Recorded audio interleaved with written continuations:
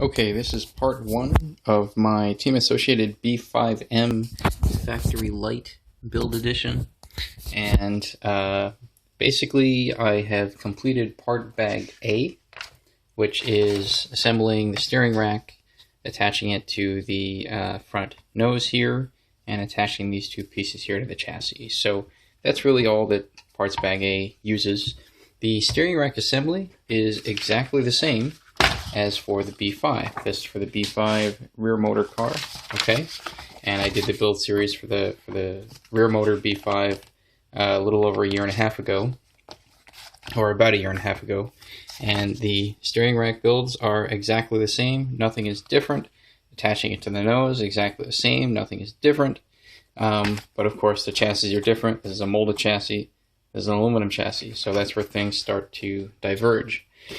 A little note about the steering rack. What's an interesting little touch, I guess, if a little detail on the part is on where the bell crank brace is attached to this cross member here.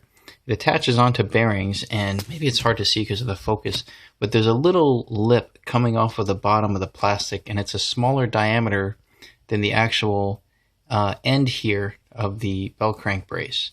And I think the reason for that lip is to butt up against the bearing, the inside part of the bearing, so that way when you tighten these two together with this screw, you don't have a single flat surface that will bind the inside and outside of the bearing together, which will basically result in more friction. It won't allow the bearing to operate properly. So it's a nice teeny tiny little notch on the end of this plastic to basically only cover the inside portion of the bearing.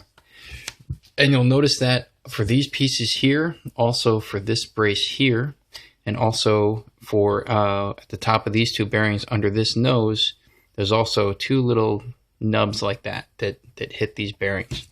So that's something I didn't point out in the B5 build, but it's just a nice little touch.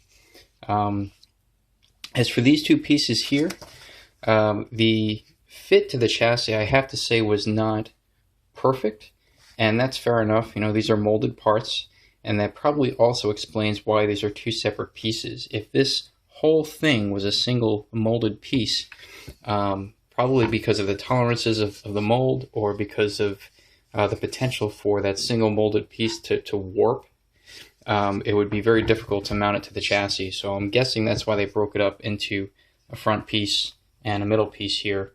I do have to say, it does require a fair amount of screws to put these together. So this front piece here is 5 screws just to mount this, and this middle piece is 6 screws to mount it to the bottom here, then another 4 screws to mount the top of this piece to the top of this piece here. So that's a total of what, 6, 4, 10, 15 screws just to mount these two plastic pieces.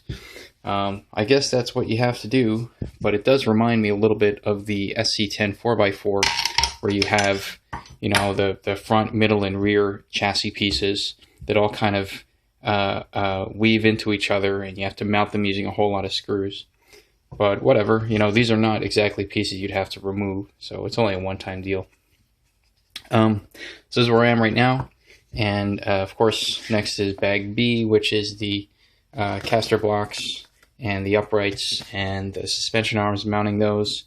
One thing that I found interesting is over here, if I go back to the B5 manual, and I pointed this out in the B5 manual, or in the B5 build, I'm pretty sure that the instructions did not call for you to use thread lock on this wheel axle screw that mounts against the wheel axle here.